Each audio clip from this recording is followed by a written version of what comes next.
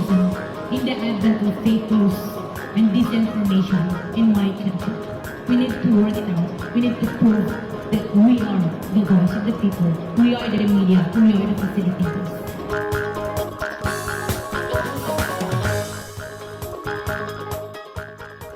Ania na ang mga balita nga nahagpat sa Newsline Philippines Information Center. Ako si Paul Palacio. Tutok na!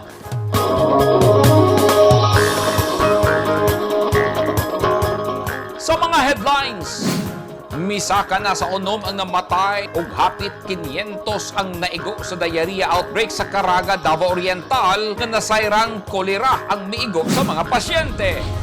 Upat ka mga lalaki naharang sa managlahing checkpoint sa Davao City human magtipig og illegal nga droga. O high-powered firearms sa NPA na diskubrihan sa mga sundalo sa Butuan City.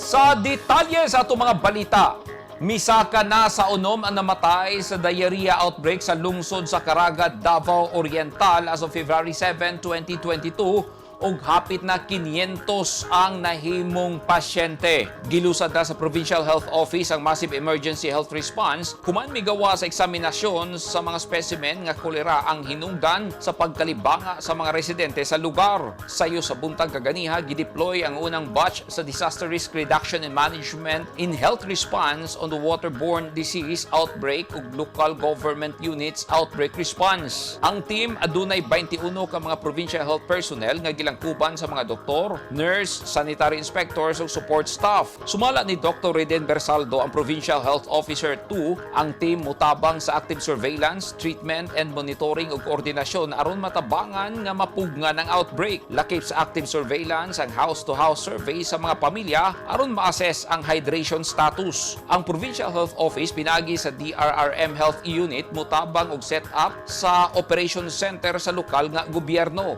Anaa na sa 491 ka mga kaso ang natala sa Provincial Health Office, unom ang natalang nakabsan sa kinabuhi samtang kagahapon natala ang bagong namatay, lakip na ang 78 anyos ug 29 anyos nga parehong residente sa Barangay Santiago sa Caraga. Sa 230 ka mga pasyente nga dunay mild to moderate dehydration, 63 niini ang kasamtangang na-admit sa LGU's makeshift hospital. Samtang tulo sa 30 ka mga pasyente ang kasamtangang na-admit sa Davao Oriental Provincial Medical Center sa Mati City. Sa milabayng simana, mihatag na og hinabang ang provincial government sa mga apektadong LGU sa mga supply sa tambal ug uban pang logistics gawa sa paghatag og medical supplies ug mobilization sa additional manpower. Gimanduan na ni Governor Nelson Dayanghira ang concerned offices nga mohatag og assistance sa mga pamilyang namatyan tungod sa outbreak. Nakatakdang ideklara sa Sangguniang Bayan ang state of calamity sa Caraga. Ang kolera usa ka seryoso ug highly contagious nga sakit nga mapasa pinagi sa kontaminadong tubig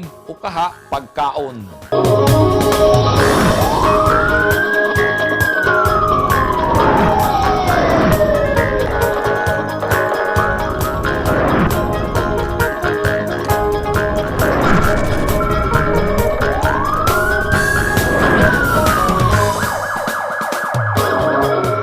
Nadiskubrihan sa mga sundalo ang mga high-powered firearms sa NPA sa Butuan City human sa 20 minutos nga inkwentro.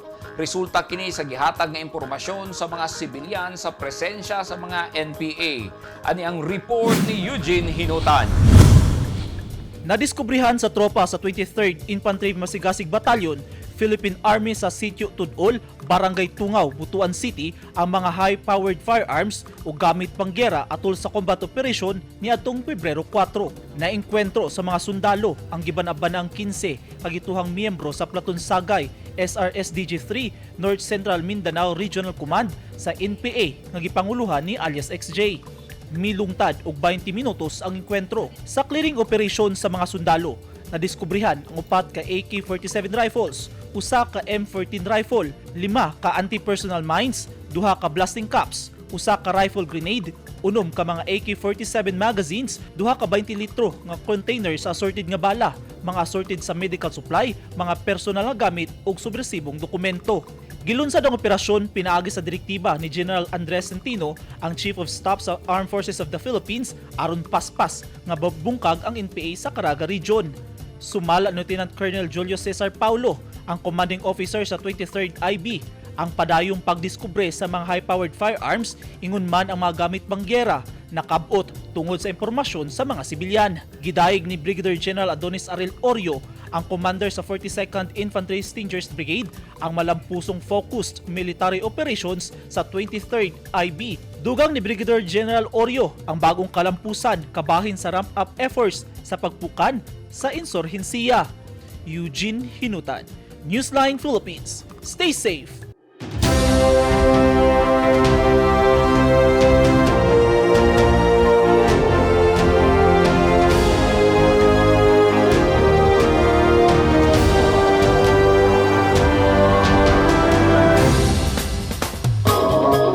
This portion is brought to you by Toyota.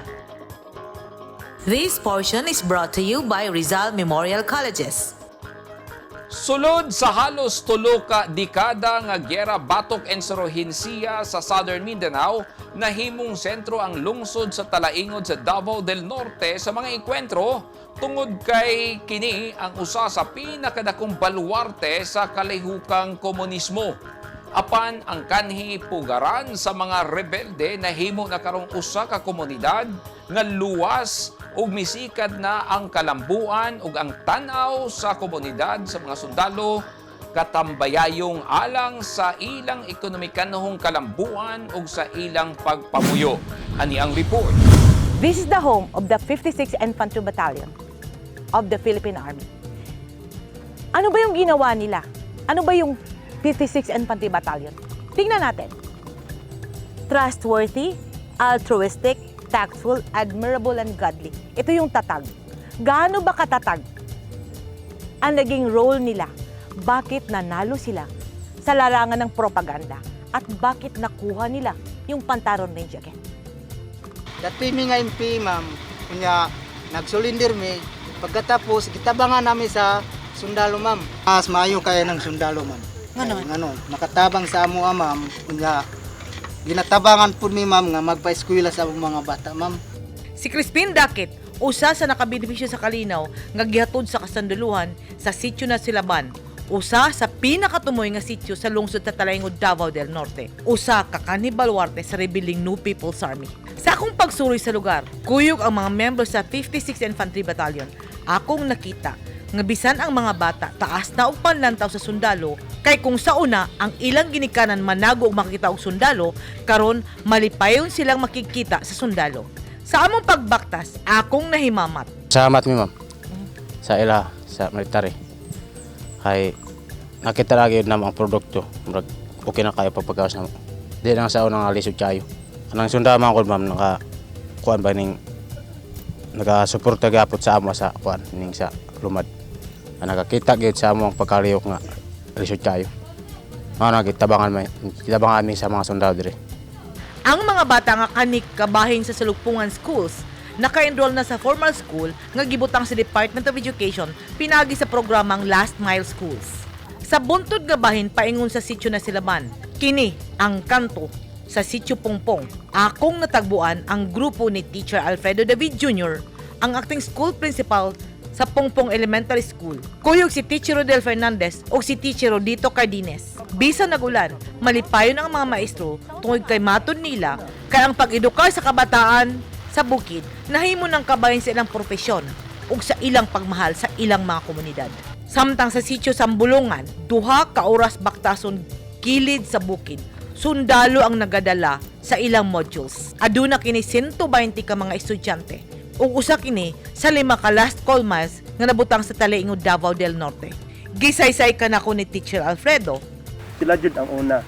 CSP program is pinaka the best yun nga program sa Army. Nakita na sa CSP program. Unang bahin, ma'am, ang community alop kaayo sa Army, alop kayo sa mga armed forces. Nga naman, kay kumbaga tagsala makita nila. Here comes sa CSP program, kauban ang ubang stakeholder. Kumbaga kabig niya tanan ang mga ubang stakeholder. Na-draw mo because of the heart sa Army? Totally, ma'am. Kung maingon ta, dili man jud namo kumbaga sa una nga si DepEd musulod og mga Wait lang, are we enjoying the rain? Yes, ma'am. Okay.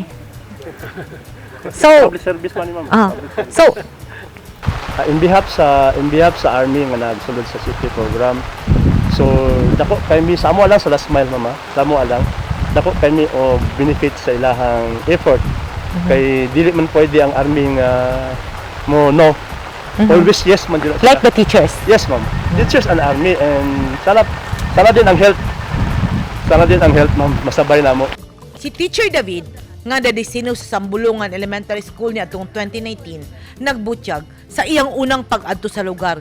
Gibati siya og kahadlok ug ang iyang kaisog nagagikan sa kahigwao sa ginikan ng mga Atamanobo nga maedukar ang ilang mga anak. Nahimong katimbayayon na sa komunidad ang mga sundalo. Sa kabukiran sa Pantaron Range, imong makita nga giduso sa kasundaluhan ang kalambuan ug nahimo silang gabay sa katawhan. Ang ngayon usab gatan-awon sa komunidad nga nagpalibot sa talaingod nga ang kalambuan o kahusay sa bukid dako og epekto sa ilang pagpamuyo tungod kay wala na gyera o wala sa buto-buto nga madungog. Kung magpadayon ang kalina og panaghiusa ug magpadayon ang panlantaw sa katawhan nga ilang katimbayayong ang sundalo, ang ngayang lantawon kung unsaon pagpadayon sa maayong binuhatan ug matudluan og insaktong teknolohiya ang mga membro sa Atamanobo sa ilang paglambo. Paglambo sulod mismo sa ilang yutang kabilin.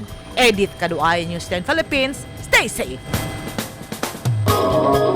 Upat ka mga tigpayuhot ug iligal nga droga ang naharang sa managlahing checkpoint sa TF Davao ug Davao City Police Office. Ang usa sa mga dinakpan pasahero sa public utility van nga taga Tagum City. Ani ang report ni Norin Michelle Igonia.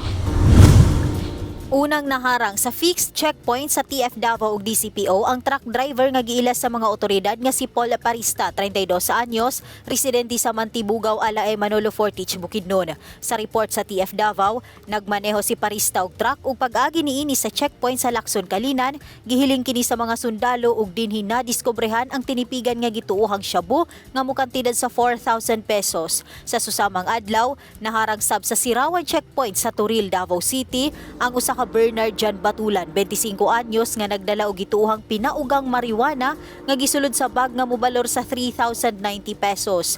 Kagahapon, wala makasulod sa Davao City ang usa ka Ronald Hilicana Tidoy, 28 anyos, taga Matina Crossing ning syudad.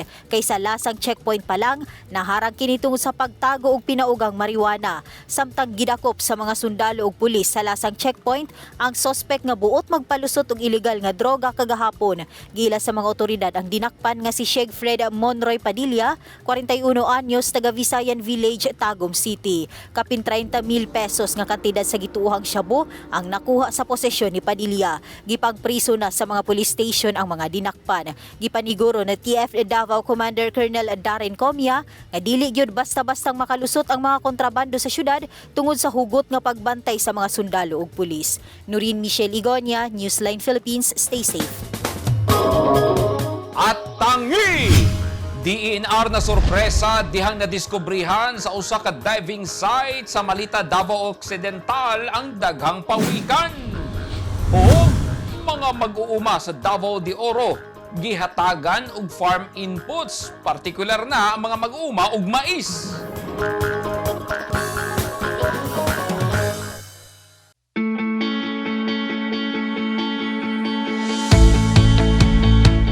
Gusto ba mo og barato ug orihinal nga mga construction supply? Sa kadaghan sa imong pilian, all-in-one ang imong pagpamalit. Tara na sa 3M1 ug T-Square Lumber and Construction Supply. Nahimutang sa daang Hardika, Lanao ug Dayo Street, Kidapawan City. Naging mapaghamon ng taong 2020 sa bawat Pilipino at sa Philippine Charity Sweepstakes Office. Nakapanlulumo at nakapanghihina, ngunit hindi tayo kapwa susuko. Mula noon, ngayon at sa hinaharap, asahang makakasama ninyo ang PCSO sa pagbangon ng Pilipino sa anumang pagsubok. We will get through this crisis as one nation. Ang Ang mga taong dunay mga ginahambin nga mga grabing mga balatian o comorbidity, hilabi na ang mga senior citizen, sila ang mas delikado nga maigo sa coronavirus disease COVID-19. Busa dubling pag-amping ang himuon og tambali ang mga ginahambin nga mga sakit. Ang pagtumar sa Bilonga Gold Herbal Capsule is a food supplement makatabang aron mapunggan nga musamot ang mga balatian. Turmeric o luyang dilaw ang nag-unang sagol sa Bilonga Gold. Gisagulan og sodium ascorbate o vitamin C aron mas mulig-on ang immune system. Ang Bilonga Gold Herbal Capsule mapalit sa mga butika.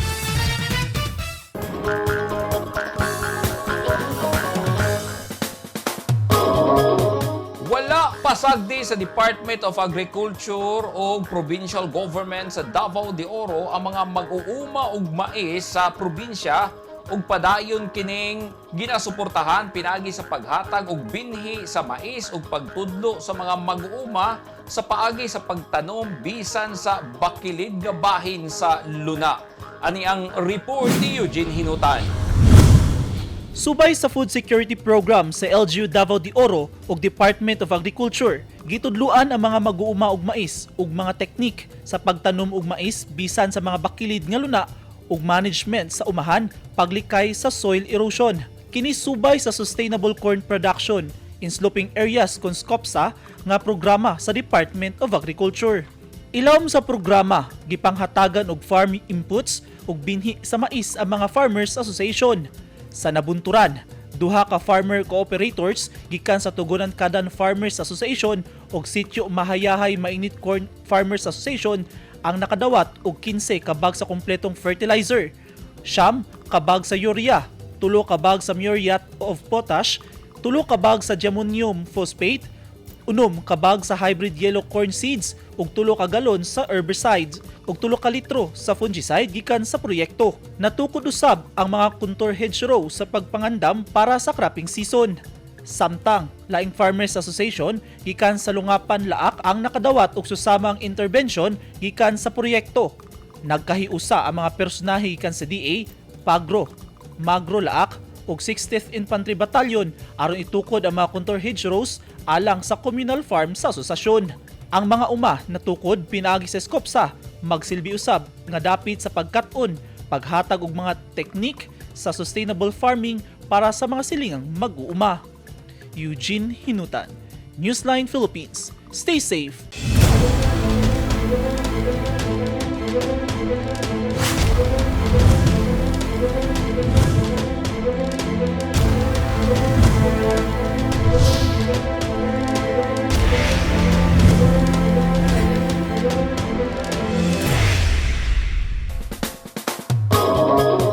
Tungod sa kaabunda sa marine resources sa Davao Region, padayon ang pagdagsa sa mga nihitna nga mga marine mammals sa atong kadagatan.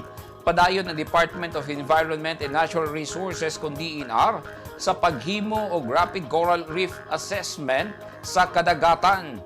Ning bag-ulang, nagpahigayon usab sila og assessment sa dihang duna sila'y nadiskubrihan ug kung unsa ni ani ang report ni Ronnie June Otero. Nagpahigayon lang unta og rapid coral reef assessment ang mga personahe sa DENR sa kadagatan sa Davao Occidental sa pagpanguna ni Regional Executive Director Bagani Fidel Ibasco apan ilang nadiskubrihan ang tapok sa pawikan didto sa usa ka dive site sa lungsod sa Malita, Davao Occidental. Samtang nagdive kay assessment, nakita nila ang pisikal nga kahimtang sa coral reef ug marine resources sa Barangay Tubalan. Mitagbo sa grupo ni Director Ibasco ang nagkadaiyang isda ug mga pawikan nga mga himsog. Tungod niini, nakadesider ang DENR nga palapdan pa ang ilang assessment aron masuta ang kinatibuk-ang estado sa kadagatan sa Davao Occidental. Dinhi sa Pilipinas, dunay 5 ka mga matang sa pawikan nga mudagsa sa mga baybayon. Kini mao ang Green Sea, Hawksbill, Olive Ridley, Loggerhead ug Leatherback. Ubos sa International Union for Conservation of Nature o IUCN, ang Green Sea ug Loggerhead turtles gi-categorize nga endangered species, samtang ang Olive Ridley ug Leatherback turtles kay vulnerable available ang hawksbill turtles sa laing bahin gikategorize nga critically endangered o adunay taas nga risgo nga mahurot. Gibutyag sa DNR 11 nga green sea turtle ang nakita nila sa lugar. Ang barangay Tubalan sa Malita, Davao Occidental daghang mga balays nga naa sa baybay. Apan tungod sa hugot nga pagbantay sa mga bantay dagat sa lugar na protektahan ang kanindot sa dagat, apil na ang mga marine structure nini ug ang mga endangered species nga naa dinhi. Padayon nga gidili sa DNR ang pagpanakop sa mga pawikan sanglit dunay balaod nga nagpanalipod kanila tungod hapit na kining mahurot. Ang pabiling pagkanindot sa coral reef sa lugar ang nasod Pilipinas na himutang sa rehiyon sa Pacific Ocean nga gitawag nga Coral Triangle nga dunay kapin 16,800 square meter sa coral reef o gila isip Global Center alang sa marine biodiversity. Kini mao ang pinayanan sa talagsaon nga plitora sa seaweeds, invertebrates, seagrass ug marine mammals. Ronnie Zanotero, Newsline Philippines, Province of Davao del Sur. Stay safe. Hapit na maagian og sakyanan ang Kabadbaran Bridge sa Maharlika, Surigao, Agusan Road sa Agusan del Norte.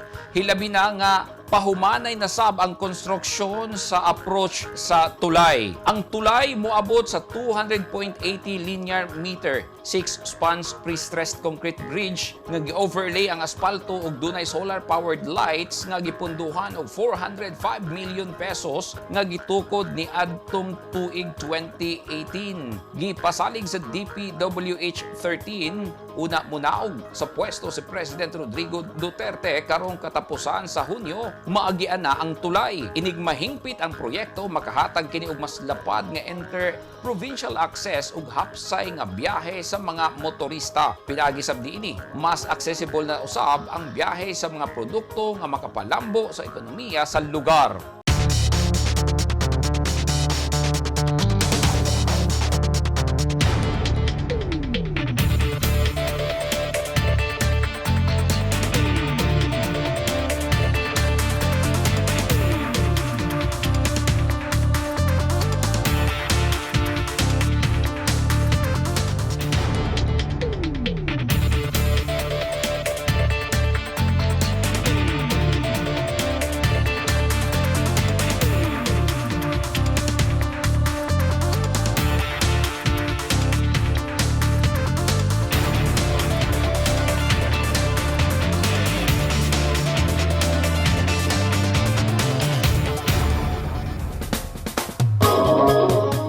Kadto ang naghingpit sa mga balita nga nahagpat sa Newsline Philippines Information Center. Alang sa dugang mga balita, bisitaha ang website nga www.newsline.ph.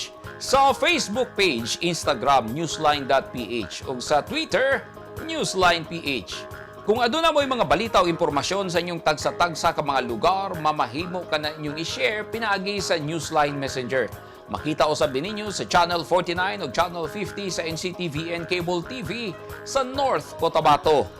O mo-subscribe kita sa YouTube channel sa Newsline Philippines o sa app nga TikTok. Ako si Paul Palacio. Daghang salamat and stay safe!